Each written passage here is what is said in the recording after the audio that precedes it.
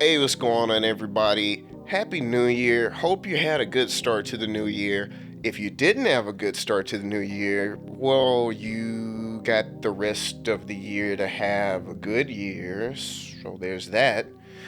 But let's get into it really quickly.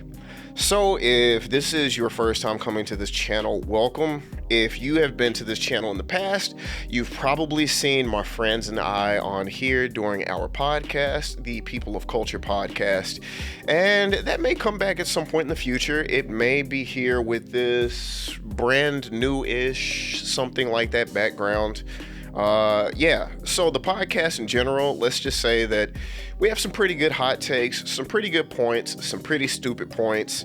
A podcast. There you go. But this is going to be a series that I just kind of came up with on my own, and I did it out of boredom partially, and I realized I need to do more with my life. And also, I got a little bit of inspiration, so I just wanted to shout out a few other YouTubers. They kind of got me on the train, so shout out to Blame It on Jorge, shout out to Wendigoon, Nexpo, Casual, Geographics, and honestly, like a few more in that realm. So shouts out to you guys, keep doing your thing, and I'm gonna see what I can do. Yeah. Also, by the way, I don't know how I really sound to you guys, but like my sinuses have been just jacking with me the past like 2 weeks. So I hope I don't sound terrible, but I may sound terrible, and you will probably start hearing some sniffles like that. And yeah, just apologizing in advance. So the very first video that I wanted to jump into, it was going to be called something like Cases of Mass Hysteria Too Big to Ignore or something like that. But what I ended up realizing was it was too long. So at first I was covering like 3 or 4 different cases of mass hysteria, and by the time I got to the end of it, it was like, I think 11 pages long. And I ended up asking some friends like, hey, I think this is probably going to go for about an hour of a video. How do you feel about that? Like, would you watch an hour-long video? And they were basically like, no. So, unfortunately, I'm probably going to chop this up into a series. And maybe at the end, I'll put it all together as like a big video or something like that. But for the time being, I'm just going to do it as a little mini-series. And I'm going to start off this mini-series, and I'm going to start off this channel by covering the one video that kind of got me down that rabbit hole of mass hysteria to begin with, which is the Miracle of the Sun. It is a very weird and interesting event, and I'm going to try to take you through the ups and downs of it all. So I'm going to get you on the believer side, and I'm also going to throw some skepticism at you as well. Sorry, allergy medicine kicking in. Anyway, let's get it going. In 1916, of the city Fatima, Portugal, there were 3 kids, and they were claiming that they were seeing apparitions in the field or something along those lines. I think it's also important to know these were children of a shepherd, and that is going to be extremely fitting for the story I'm about to tell you. These 3 children were named Lucia, Francisco, and Jacinta. And they started claiming that they were seeing apparitions, and later on these apparitions turned into the Virgin Mary specifically, and they were saying that they were seeing the Virgin Mary hovering in the sky above them in this field, and it was telling them messages about the Great War, also known as World War I. So these 3 children ended up reporting back to the city that whenever they saw the Virgin Mary in the sky, who they called or described as the Lady of Rosary, that prayer would end the Great War, aka World War I. Now, you can imagine if 3 kids say that they were just out in the field and they were speaking to floating Virgin Mary in the sky, and she said all you have to do is pray the war away. well, that didn't really mull over well with a lot of adults, even if they were religious. And that is exactly what happened. So, whenever they went into the city and they were making all of these claims, of course, nobody believes 3 kids coming in saying something along those lines, because kids, first of all, probably don't like war, so they will probably say anything to make it stop. And yeah, I mean, hey, God told me to tell you to stop wars has probably been said countless times throughout humanity, so it didn't work this time either. However, these kids were so dead fixed on this message that eventually some people were a little bit curious and they did want to hear the kids out. So, officials from the church ended up taking the kids into custody and they questioned them. However, they did not question the kids because they actually believed the story. They questioned the kids because they believed that someone from somewhere was putting propaganda in their heads, because remember, this is still World War I at the time. So they were thinking, who's telling these kids this stuff? Who's telling these kids, this political and war propaganda to try to, I don't know, spread it through our city? That was the initial notion whenever they brought the kids into custody and questioned them. However, if only it were that simple. So, as I stated earlier, the kids would go back and forth and they would speak to this apparition in the sky. And one time, Lucia went back and she asked Virgin Mary in the sky, I have to keep doing this because this is just crazy. So she goes back and she asks, hey, is there any way that you can, I don't know, give proof or perform some kind of miracle or something so people believe what you're saying? Because we're trying to get the word out, but nobody believes us. And the Virgin Mary agreed, yes, I will perform miracles. And it literally gave specific days, like, come back this day, you will see me again in the sky, and I will perform a miracle. Which, the more I say this out loud, the crazier I feel. But literally, you can just go look this up. It's so crazy. It's so crazy. So the Virgin Mary agreed and said that she would come back every single month. Remember, this started in the month of July. Would come back every single month, and that month would perform a new miracle, all the way leading up to the month of October. In the month of October, this is when, I don't know, I guess the Virgin Mary decided to put in PTO, but that was it. That was the end point. So all the way up till then, come back, you will see me in the sky, and I will give you miracles. And now I want you to know that the crowd was growing bigger at each one of these occurrences, so more people were catching on and saying, oh snap, this is legit. There is a Virgin Mary in the sky. So that's a few things that I want you to really take home with you about this particular mass hysteria case. For one, it wasn't just one thing that happened in a short burst of time. It's not like it happened over the course of a day. It didn't happen over the course of the week. This was a scheduled event, and people kept coming back and things kept happening each time. So please remember that part. But now I want to get and actually read some of the miracles. I don't know why they say miracles. To me, this more seems like prophecies, but I'm just going to read some of them out loud, and I'm starting to stop up. I'm sorry, but here we go. There were 3 in total that really stuck home, and go ahead and put an asterisk on the 3rd one because we're going to have to come back to that one for a whole separate part, but I'm going to say it now anyway. So the first miracle or vision or prophecy, whatever, that was relayed to the people was a vision of the souls in hell. Yeah. Number 2 was a prediction of the end of World War I and a prediction of the beginning of World War II, as well as a request to consecrate Russia to the Immaculate Heart of Mary. So in other words, Virgin Mary was asking, hey, Russia, dedicate yourself to me. And if you don't, it may be the downfall of man. Yeah. And here goes number 3. Remember, number 3 is extremely controversial, and I'll explain why towards the end of this. But number 3 was a vision of the Pope, along with other bishops, priests, religious, and lay people being killed by soldiers. Those were the 3 visions that ended up being spaced out through that span of months that I spoke about, and with all of these people in present.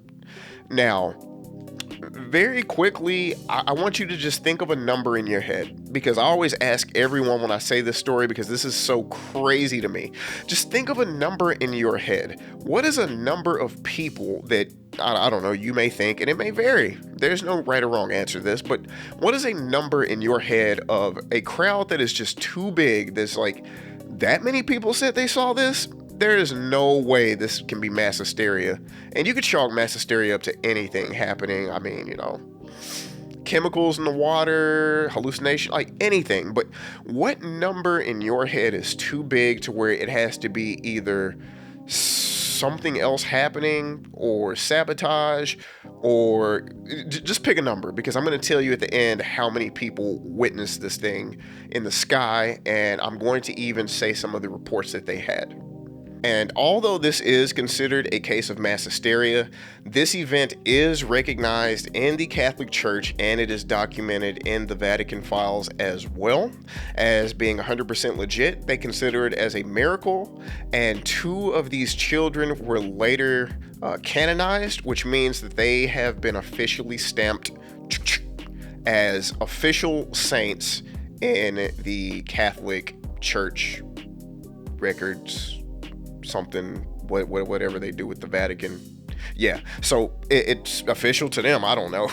And even at the time, Pope Pius, I believe the 12th. Let me check that really quick. Yeah. Pope Pius XII. He approved this event in 1940 as being 100% legit. He even claimed to have witnessed the miracle of the sun himself when he was walking through the Vatican gardens. And really quickly, I'm going to put a picture up here because I want you to think about this, because I'm still trying to wrap my head around this part as well. So this event was apparently taking place, I believe, in Fatima, Portugal, right? Like in that particular area. And the Pope says or claimed that he too witnessed the event, even though he was in the Vatican City. And I don't know, correct me if I'm wrong, put it in the comments. I know that the Vatican City, I believe, actually moved a few times. I don't know if it's moved a few times in the past 100 years, but he claimed to have seen the event himself, even though he was in Vatican City and they were in Fatima, Portugal. Don't know how he saw it, but he claims 100% that he saw the same thing. He had basically the same description as everyone that was in Fatima, Portugal. So do with that information as you will. And now let us get into some of the descriptions, and I will give you a brief detail about where the descriptions also came from. Father John de Marchi is an Italian priest who actually dedicated a few years of his life specifically to going around Fatima, Portugal, and some of the surrounding cities as well, because you could still see this event even outside of the city. That's also very important to note as well. So it wasn't just the people in Fatima, Portugal that saw this. It was also people in the nearby cities that were up to, I think, about 18 kilometers away. They also saw this event as well. But he went around and just collected as many different accounts as he possibly could and just consolidated all of them together. And he wanted you to know that he tried to do as wide and large and dense of a sample size as he possibly could. So he got the elderly, he got the young, he got people that were super religious, he got people that were basically atheists, he got outcasts, he got every single person that he could probably get, every single demographic that he could possibly reach through, I believe it was 7 years in total that he was compiling all of this information. And he just tried to get as many accounts as he possibly could. So I'm going to read you some of the accounts of what these people saw in the sky. Please please comment. I really want to have a discussion about this and just hear what you guys think. This case is so weird to me, and I feel like enough people don't talk about this. By the way, I want to let you know that he actually published a lot of this stuff in a book that he calls The Immaculate Heart. It was released in 1952, and it's basically just a bunch of accounts of different witnesses from the gatherings. So let's get into some of what they saw. And I'm just going to read it verbatim, just the way it was in the book. So here goes one account. The sun at one moment surrounded with scarlet flame, at another aureoled, I feel like I messed that up, in yellow and deep purple, seemed to be in an exceedingly swift and whirling moment. At times appearing to be loosened from the sky and to be approaching the earth, strongly radiating heat. This was by a Dr. Domingos Pinto Coelho, and this was in a writing for the Catholic newspaper Ortum. Another one, the silver sun, enveloped in the same gauzy gray light, was seen to swirl and turn in the circle of broken clouds. The light turned a beautiful blue, as if it had come through the stained glass windows of a cathedral, and spread itself over the people who knelt with outstretched hands. People wept and prayed with uncovered heads, in the presence of a miracle they had awaited. The seconds seemed like hours, so vivid were they. This is a reporter for the Lisbon newspaper, O Dia. And I really want to get to some of the other ones right here. Okay, so check this one out. I feel incapable of describing what I saw. I looked fixedly at the sky, which seemed pale and did not hurt my eyes. Looking like a ball of snow revolving on itself, it suddenly seemed to come down in a zigzag.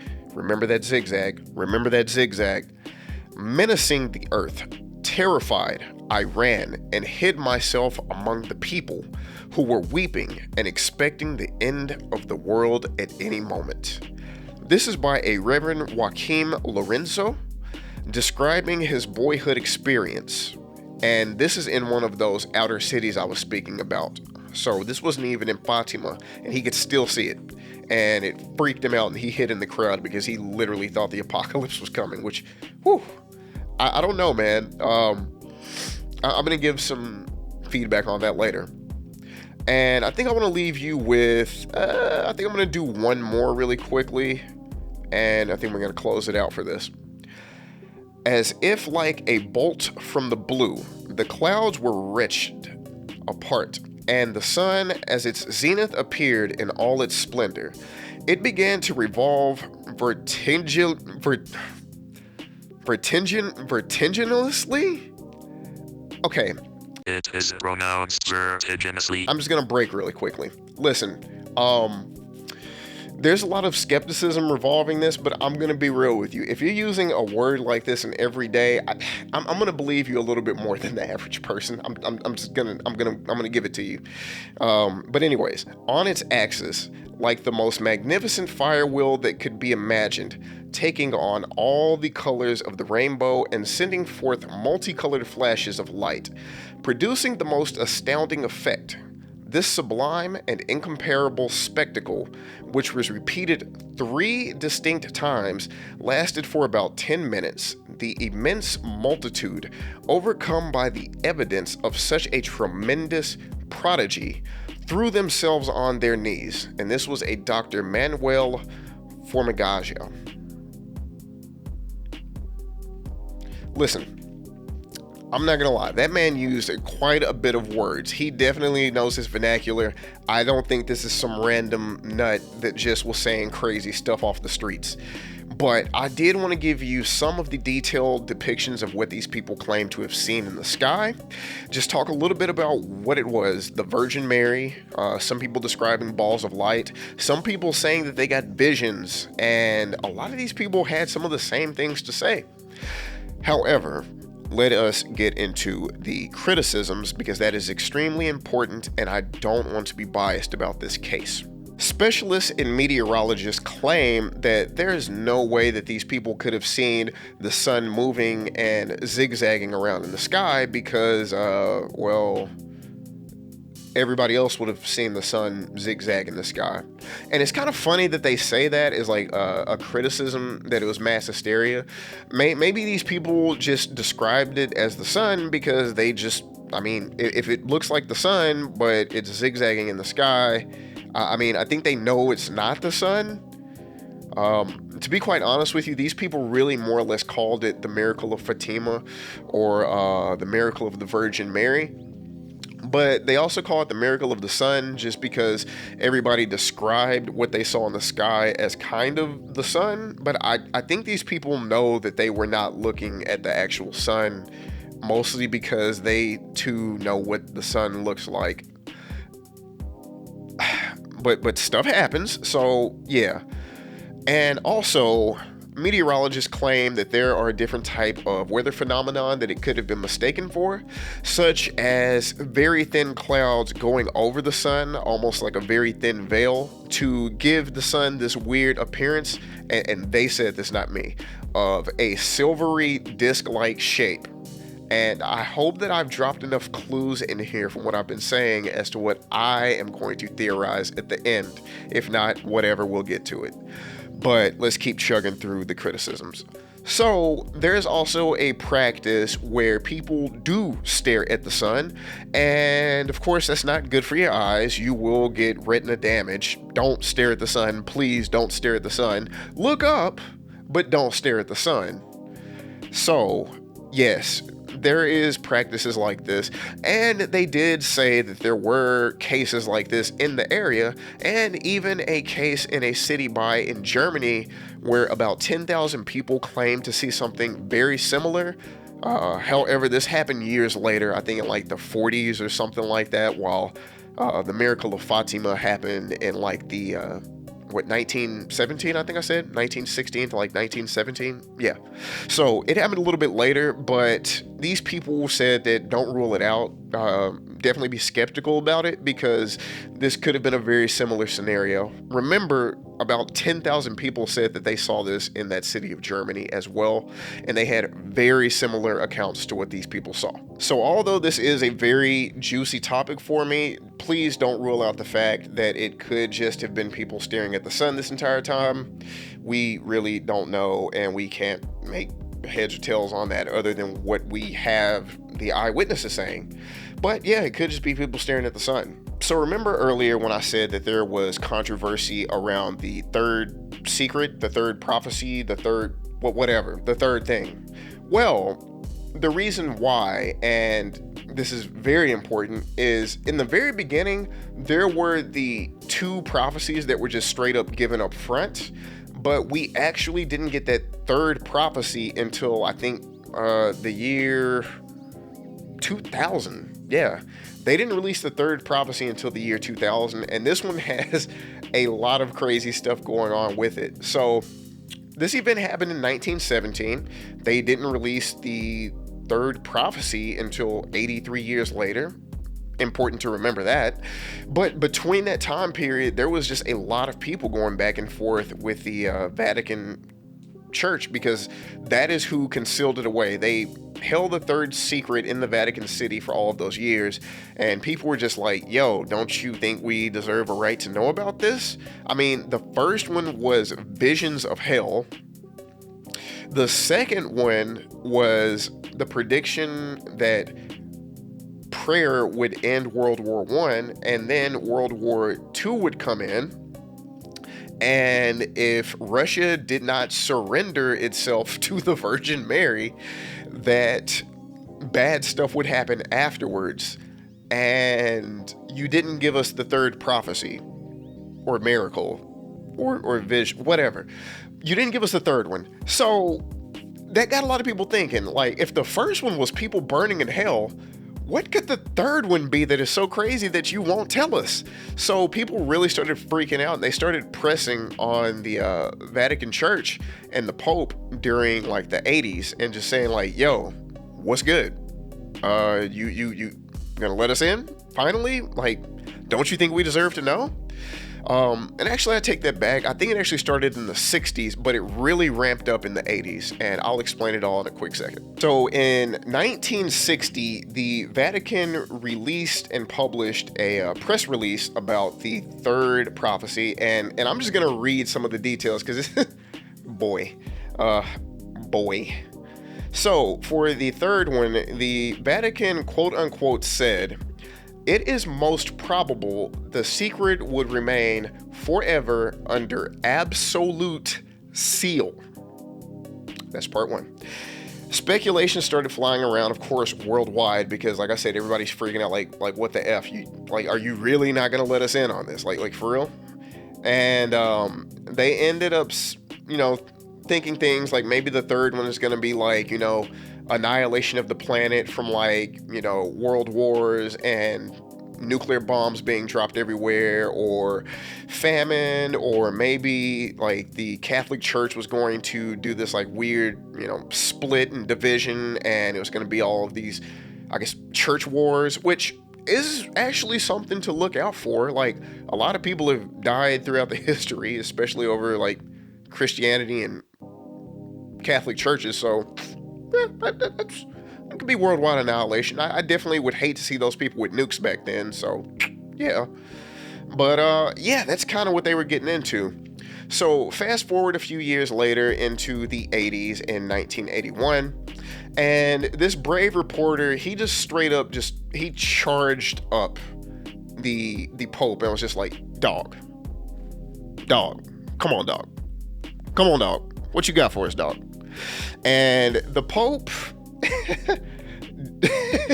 the Pope did not make this any better.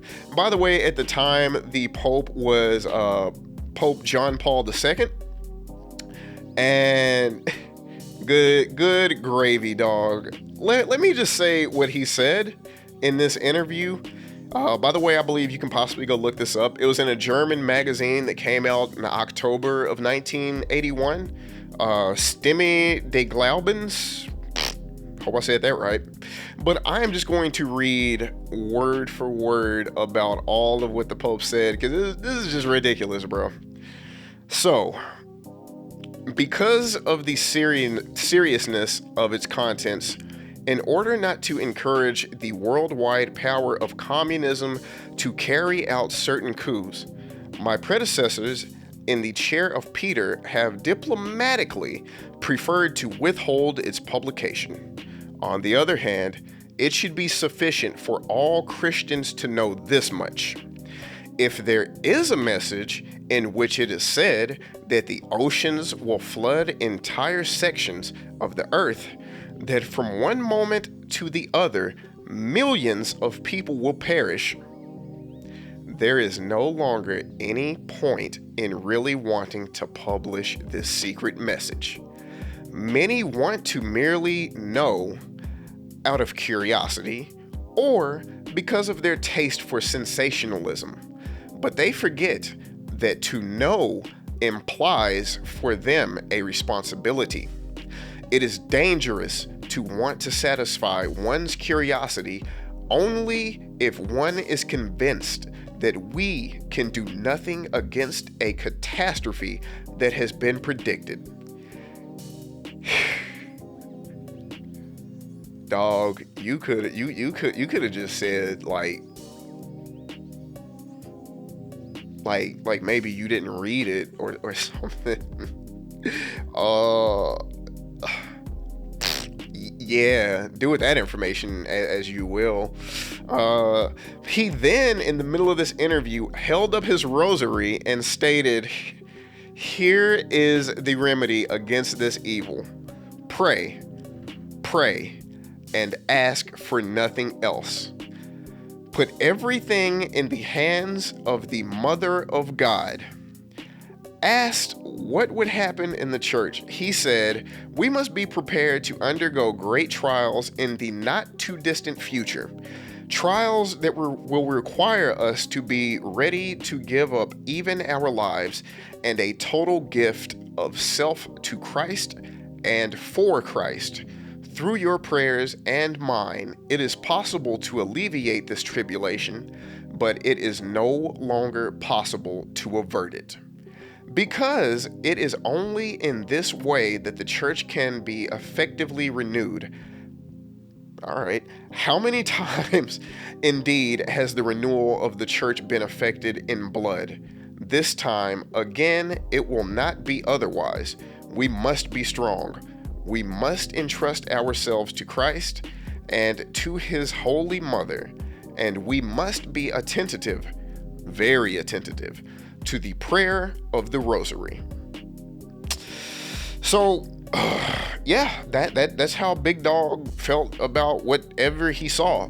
But believe it or not, there's actually even more speculation going into the controversy of the third prophecy. This is just literally highlights. I feel like I'm dragging this video on too long and I'm probably boring you. This stuff freaks me out. I don't know about you, but there's even more reasoning as to why people believe that what I read earlier wasn't the true one about, the Pope dying and, stuff like that. Like, there's literally a whole page dedicated to just how people picked apart plot holes, and that being the third one. You can go look that up if you feel like it, if this is really picking your brain. Yeah, man, like this is a lot. As far as the three initial children, I mentioned earlier that two of these children ended up becoming canonized in the Catholic Church, meaning that they will go down in Catholic Church history, I guess that's how this works, as actual saints. They are considered saints now, which is crazy. The third child, I don't know when she passed away, but the first two, weirdly enough, they passed away like a year after these events happened. So I think in like 1918, 1919, somewhere in that kind of time frame, the other two children unfortunately passed away, and they actually passed away from the epidemic at the time, which was the, I believe, 1918 influenza epidemic. They unfortunately passed away from that, and yeah, freaky enough, one of the kids, like, they tried to rush him to like this special children's hospital, and the kid was just like, "There's nothing you can do. My fate has been decided." And that was it. Like, it like this whole thing, it's a freaky story. There was something I asked you earlier. I said, how many people in a case of mass hysteria, at what point in your head do you say there has to be something to this, something more to this, even if it's still a fake event?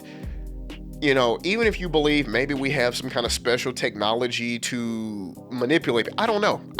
But at what point in your head do you say this case seems a little bit too big for your typical rational explanations? The fact that the Pope himself said he saw this too. So we're dealing with people in two different geographical locations, two different socioeconomical backgrounds, separated miles and miles and miles or kilometers apart, however you want to view it. Because in most cases of mass hysteria, it can be chalked up to a few things, whether that be, drugs, just tripping, hallucinations, whether that be possibly famine, poor living conditions. These things actually lead up to mass hysteria, and this has been documented throughout history in places that have been torn up socioeconomically. But seeing how we're dealing with such vast differences, so many different cities saw this thing in the sky at once, they all had the same accounts, they all somehow got the same messages, it's just freaky. Like, it's a very freaky case. So right now, the number you have in your head, I'm gonna just drop the bomb on you. On the low end, 40,000 people saw this on the low end. And the reason why this number is very wonky is because of the outer cities that I said saw it, as well as it reaching all the way over there to the Pope, Pope Pius, I believe the 12th, who was also a very significant Pope. You should look him up yourself because he had a lot to do with, I believe, World War II. Very interesting time period, guys. Like, literally, go back and look at that time period. It's very freaky. A lot of stuff that I think needs to be highlighted. But on the low end, 40,000. On the high end, 70 upwards to 100,000 people because of how large of an area it was. Whew, boy, I need to drink some water. This was a lot of talking. I really hope if you've been here the entire time that I've, sparked some kind of interest in this for you. Please leave some comments of how you feel about this below. Do you believe that all of these people were just freaking out? Do you believe this is a case of mass hysteria? What do you think? I'm going to drop it on you right now, what I think.